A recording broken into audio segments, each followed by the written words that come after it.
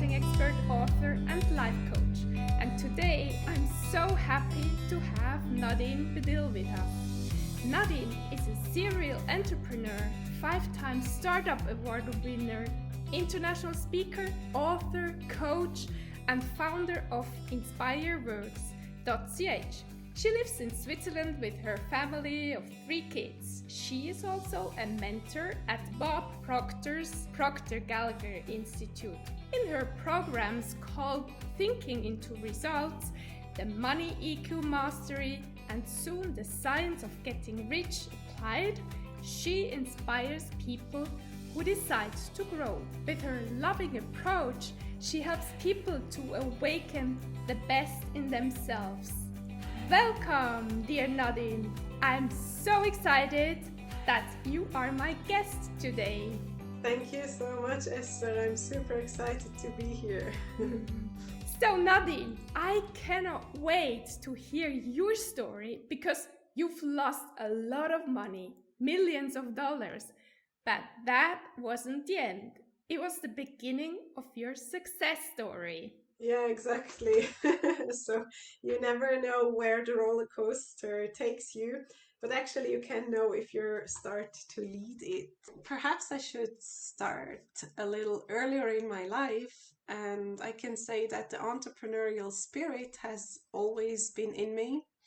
And even as a child, I always had very good ideas, and not always did my teachers or parents agree that it's a very good idea. So I had to become resourceful how to get what I want or how to implement it. And it was kind of fun, a game, and I didn't even understand how it formed my thinking or my attitude that if I want, I can. Not always I reached my goal, but it definitely formed me to become the entrepreneur I'm today. Continuing on that path, I connected a lot of not-for-profit organizations to for-profit activity, which for them it's not profit, it's just how to earn, their living so they can even exist as a non-profit organization. And I did that a lot in my student time, and I love it. But then I wanted to have my own business. And together with my husband in 2009, we founded our first company that was our own. That was about industrial appliances, screws, chemicals, and not aligned at all with what I wanted. But I was super excited to have my business, and we started this one because his father, my husband's father, had this business already, so we kind of took it over. After the first excitement to have my own business and set it up and everything, I decided, it was actually in my second maternity leave, I decided that I'm not continuing with being in that business. And I founded the next one. And that was a startup called Accessible. That was to bring accessibility information together so people with disabilities can find what is accessible for them. Now that startup was on one hand super successful. I won 5 international awards, but on the other hand, I didn't get an investment. That was like, okay, why is that? And so I figure that the reason for it was that on many stages where I pitched, I was either pregnant or afterwards with my baby on stage. And I think that was around the 2013 and 16. And even though it's not so far away, I think just the world wasn't ready for that. I'm not sure if it's now, but they never asked me, how are you going to handle it? Because I would have explained it. For me, there was no issue. I already had business with my first child and with the second. I mean, yeah, I was organized and I didn't see any issue with that. But anyways. Yeah, and in the meantime, also my husband had 2 other businesses, and for those then altogether 4 businesses, we founded a accounting company and business development company and a holding company. So altogether it was 6 companies, which Wow. was huge on the one hand.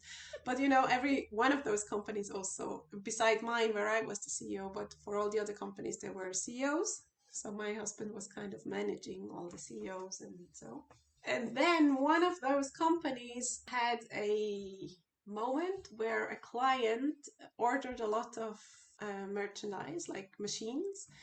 And in Israel, they still pay with checks, at least at the time. And then we got 12 checks. So every month, there's a payment. And the first two checks went smoothly. And then the third and all the others were covered. So this client took all the machines and went away. Like literally, he was anywhere seen anymore. And so that caused a liquidity gap, which per se wasn't that bad. It was just about 70,000 shekels, which is about $20,000 or euro. So it would have been definitely doable because asset-wise in the stock and everything we had the money, but the bank, instead of supporting it and kind of giving us a bridge loan, which would have helped us and them, because in the end of the day, they also lost all their investments in us. So anyways, this liquidity gap caused a lot of stress for my husband. So we had to start to take in the cash money and pay suppliers directly. And let's say it wasn't a nice time. It was doable. So for 1.5 years, we kept it up, and we could have, gone longer, but the stress just turned into a complete burnout of my husband. And I just knew, if this is not going to stop, this has to stop. It just has to. And secretly, like, my husband has been working always longer hours. He wasn't anymore at home. The last couple of months, like, he almost didn't see the kids. So secretly, I was hoping that there was any kind of magic solution where he can be home more and relax and sleep and connect back to the kids who at the time were like small. They were 3, 5, 7, something like this. Yeah, so I didn't really know about the law of attraction so much back then, but it just became true.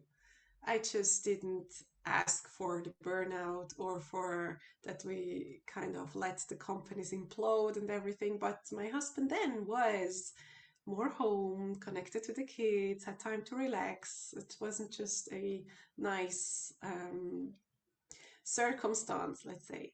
But anyway, since he kind of threatened to harm himself so we can get insurance money, I was like, no way, no way, no, like, full stop right now.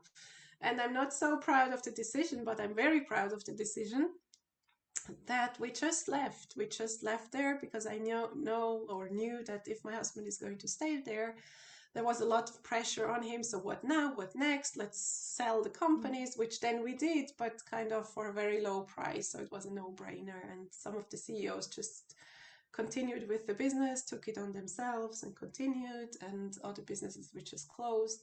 And we kind of came with nothing but a couple of suitcases and boxes from Israel here.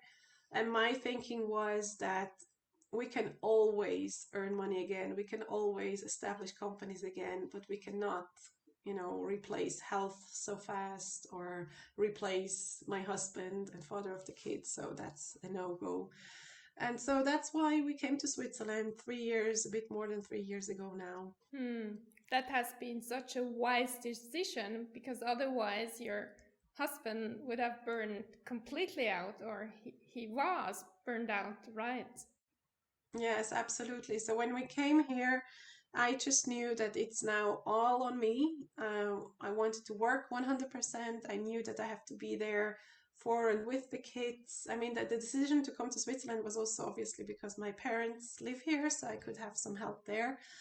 And yeah, and so because of the burnout, now it's different. Now it's completely okay. But at the time, so my husband was very noise was also stressing him, and since there are 2 energetic parents, there are 3 energetic kids, so not always it was easy to handle.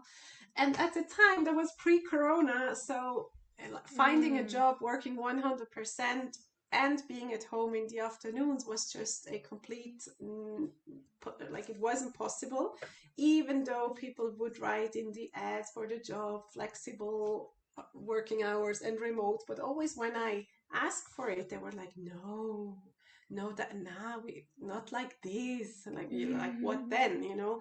And I'm a person, even now, I prefer to be in the afternoon with the kids or to have a relaxed morning. And I work in the evenings. Like my prime time is after they go to sleep. So around 9 o'clock, that's my most creative time. And I coach then, and I really love it. So, you know, the employees weren't asking for results. They were asking for certain hours, which I cannot understand. But for me, then it was a certain thing to just open my new business right away. I thought to first earn some money and then open a new business. But anyway, so I opened a business right away, which It's is now InspireWorks. Yeah. it seemed the universe had another plan with you. What was the next step then? First of all, it was, of course, a complete shock for the whole family. Also for the kids, you know, first we had money there and now we don't have money. And, or it was also perceived, you know, when I felt literally I lost it all. But then, on the other hand, we arrived here in March, and I was, first of all, completely grateful to have, you know, to be there with the family. So I was super grateful for my family. And then I was like, okay, so how do I now communicate what we have instead of what we don't have? So that's when I really started to discover gratitude. And the first half a year, my parents were, that was planned traveling half a year in Canada. So we were at their apartment, and where they live, it's very much in nature. And it was just about to start the spring, and so everything was blooming. And I was like, look at the flowers, wow, and look at the birds, and look at this, and look at. And so the kids were very excited, you know, when you come with an approach like this. Sure. So the kids are the same, like, oh, mommy, did you see this flower? And I was like, yeah. So gratitude for me got this completely different meaning. And then there were things that we couldn't afford money wise, but just, you know, thinking of what exactly do I want. And then there were so many incidences where we just got what we want without, you know, with all kinds of coincidences. And that was like, this law of attraction really works. And then I had to start to, like, I wanted to understand, what am I really doing? And that's when, like, the first year where just went by, and I started to work, and I had some clients. I started to work then in my previous expertise as a online business strategist. I called myself funnel flow architect, which is not so known, but it's really about the funnel strategy, which at the time, and I'm speaking now 2018, was completely unknown here in Switzerland and even among the marketers. Yeah, and then there was this transition. I had a business partner with that, and I really love her, and she did a wonderful job. But money-wise, we didn't have enough for the both of us. So suddenly she got a super opportunity for her to work at a position, very high qualified position in a big insurance company. And she was like, oh, they want my work, you know. And so she, of course, I really supported her in taking that job and helped her prepare for the interview and everything. So I'm eternally grateful for this time working with her, and who knows if there will be continuous projects in the future. But anyway, I was then asking universe, what's in there for me now? Like, what's next?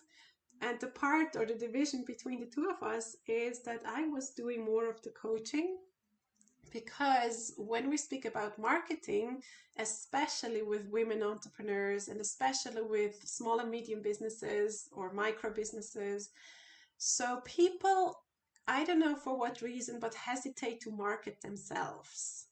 And I mean, that's what you have to do as a business owner. So my business expertise was, it's not that you sell a product or service. It's especially if you sell a service. I mean, people buy it because you give the service, right? There are so many accountants everywhere. There's so many, I don't know, hairdressers everywhere, but they want you because you're special. So let's connect to what makes you so special. And I felt that there is a lot of resistance in being special and in standing out and in being proud and loud and bold about the strengths. And yeah, that's what drew me then to look more into personal development. Yes. Nadine, what helped you the Yes. most? What was the book you were reading?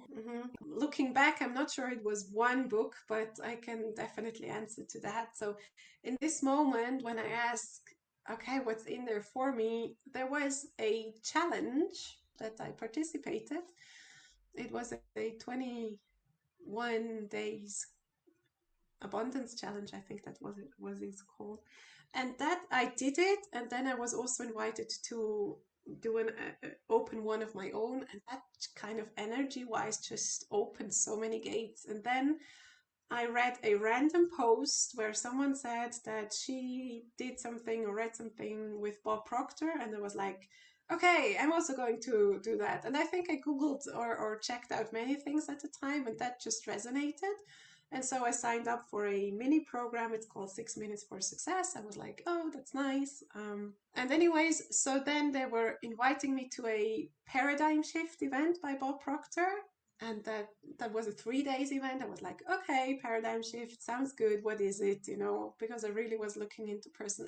I wanted to understand what happened to and with me, because I felt so successful. And even if I still didn't have a lot of money in my bank account, there were so many successes. Like within a year or 3 or 2 years, like one or two, in the first 2 years, I was a speaker. I was asked to speak a keynote speak at Microsoft event at Microsoft Switzerland. I've been in almost all of the co-working spaces in and around Zurich. Amazing. Become a speaker in an international, yes, so many things. I was like, what am I doing? I mean, so many are struggling to get into this position. So I thought, let me check what it is so I can teach it.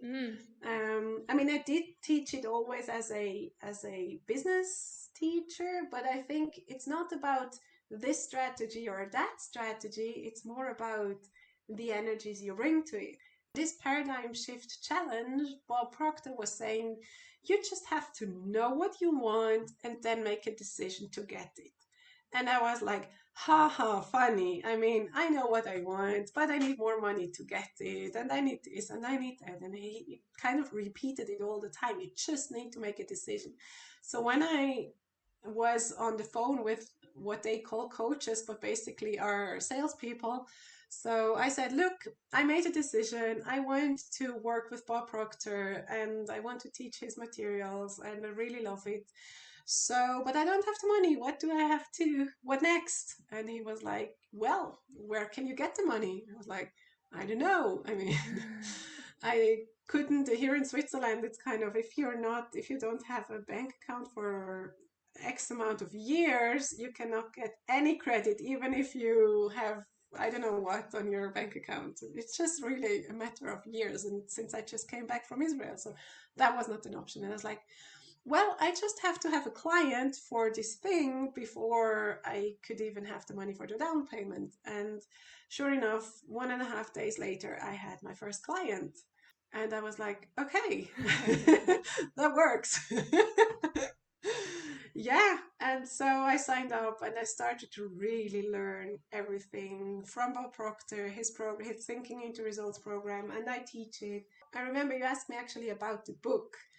So one of the books, let's say two books, one of the books I read first is because he recommended it at the time, was The Science of Getting Rich, which so much resonated with me. And that's really about the energies of getting rich, the thinking, how do you have to think and act in order to get rich? And that was so powerful that I immediately said, I have to teach this is so good. And that's how I created, let's call it a pilot course of The Science of Getting Rich. And therefore, yes, I'm now redoing it, that it becomes a real course so others also can join it.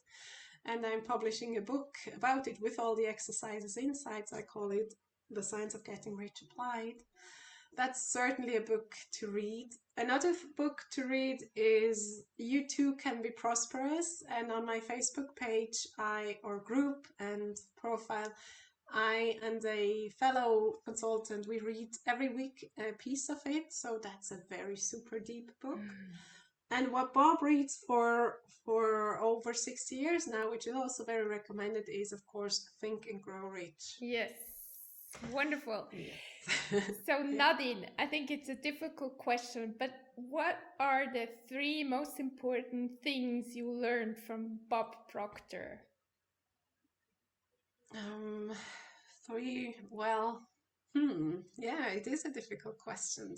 So one of the things is certainly persistence, which is also a chapter in Think and Grow Rich. It's just really persistence, to know always the gap. There is often a knowing doing gap where you know what you have to do, but you're not doing it, and figuring out why not and really go to the core of it so you can start doing it. And as a coach, this is one of my specialties, and it's always easier for someone outside to just pinpoint and say, here is your paradigm. A paradigm is a set of beliefs. So here are your beliefs about yourself that are actually holding you back. So I'm also kind of known to be really direct about it. And so first people are kind of shocked, but on the other hand, then it's like, yeah, that's right. So, and then the next thing is how to change the belief, right? So that's what we do there in Thinking into Results. Okay, so that's one thing. The second thing is about attitude. I didn't really understand attitude until I understood it. So that was a funny sentence. But anyways, attitude is when you align what your conscious mind, your subconscious mind, and your actions do and think. So often our conscious mind knows or does one thing or thinks one things, but the subconscious has a completely different set of beliefs and again paradigms. And only when you can align them, which means that you kind of have to reprogram the subconscious or bring the subconscious to a state where it does what you consciously mean. So let's just put some words to this theoretical concept. If I know I want to be rich and I have no money in my bank account, and I keep saying affirmations, I am rich, I'm abundant, I'm prosperous and everything, but I don't believe it in my bones, so nothing is going to happen. So the thing, I have to bring my subconscious to a state that it does believe that I'm rich, abundant, prosperous, right? And that's where the law of attraction then kicks in. The law of attraction works according to your subconscious, according to your emotions and feeling, not according to your conscious. So everyone that is big in NLP or affirmations, that will not work until you get to your subconscious with it. It's nice, it's a good start, it's a good tool, but you have to go one level deeper. And so once you understand how to level up your emotions to really feel and know that you definitely you really profoundly are rich, then things come together and the law of attraction starts to work with you. I mean, law of attraction works all the time, for good or for bad, right? So that's also how we lost the companies, because I kind of desired my husband to be at home and with the kids and time to relax. And so it works all the time. The question is, what kind of emotions what's the picture you have in your mind, and what are the emotions you give? Is it emotions of fear or doubt or belief and trust? And accordingly, you bring more of that into your life. And how do you get away from fear? Yes, so maybe that would be the fourth thing. The third thing is that you asked me before would be the impression of increase. So let me say some words about the impression of increase and then about fear.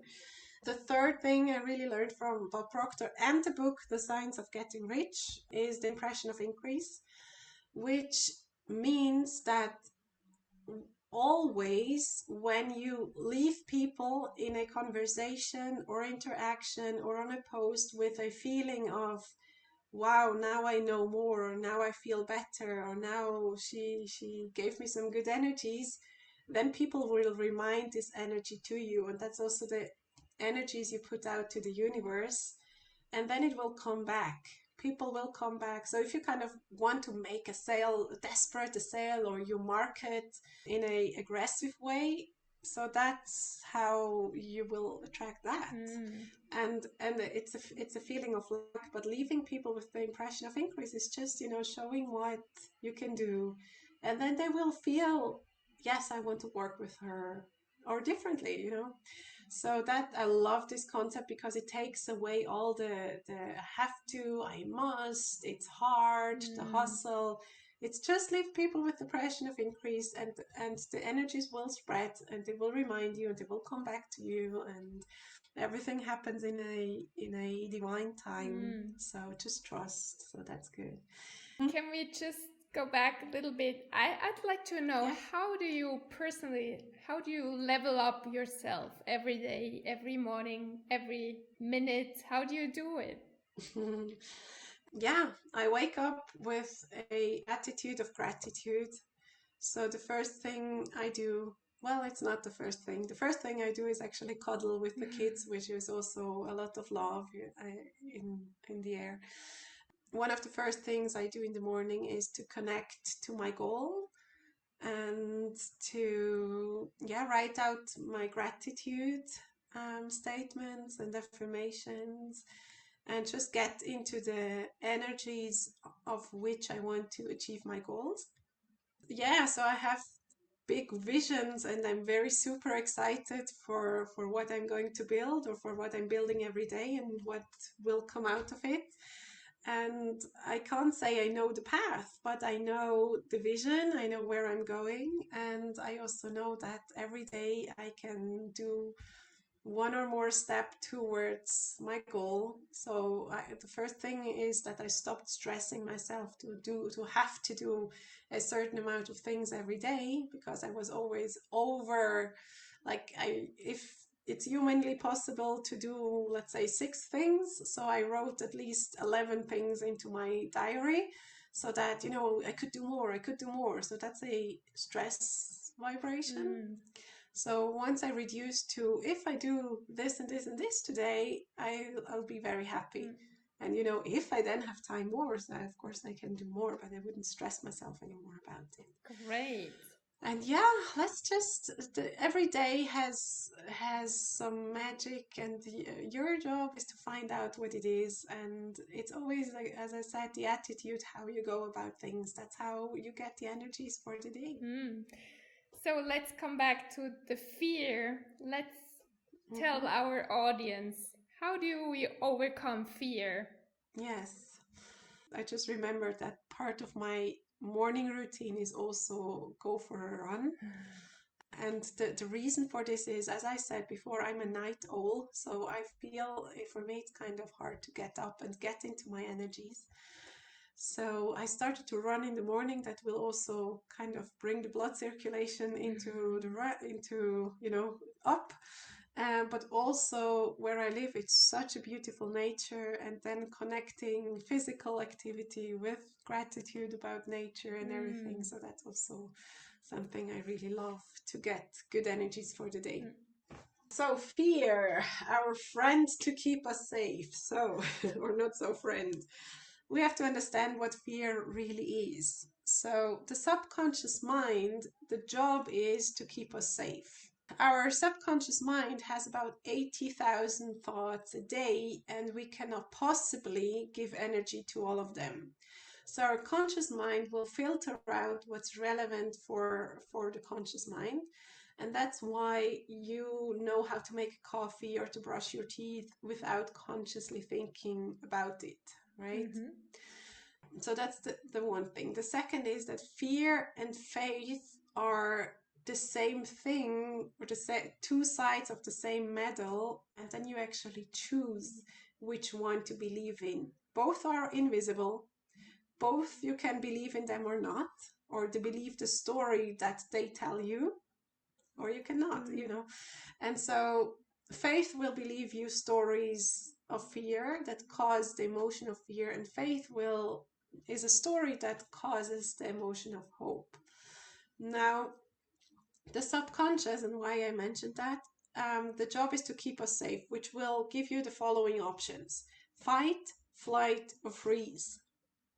So with these options, abundance and reaching your goal and happiness are a part of that program. Yeah, and so what we have to do here is to make a conscious decision. So the default is fear. If you say faith or fear, the default is fear. That's why an average person has about 70% of the daily thoughts are negative.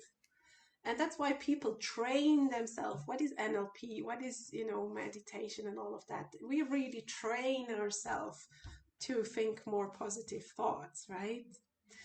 So it's a decision to start believe in faith. What if it was possible? Like, what if it was possible? And then you can also, when you take inventory of your fear, it's it usually gets a much less significant meaning. So for example, what is the fear? For example, losing money, or losing face, kind of not being ashamed, Fear of but to be failure. awkward. Yes, fear of failure. So then just ask yourself, if I do this step, what is the amount of money I could lose in the worst case? So then look at your bank account and like, is this possible? Right? So for example, when I just giving now an example, many people are holding back from investing, for example, in stocks or crypto. But I can say, hey, take $100 or francs or euro, and can you lose it? Like, what happens to your life if you do not have these 100 euros anymore? Right? So most people can live with it, and nothing happens.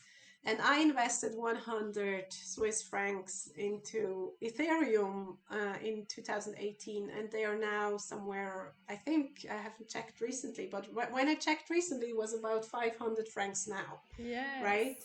So having had faith, you don't have to, lose it all or put all your money, or, so you can make calculated steps.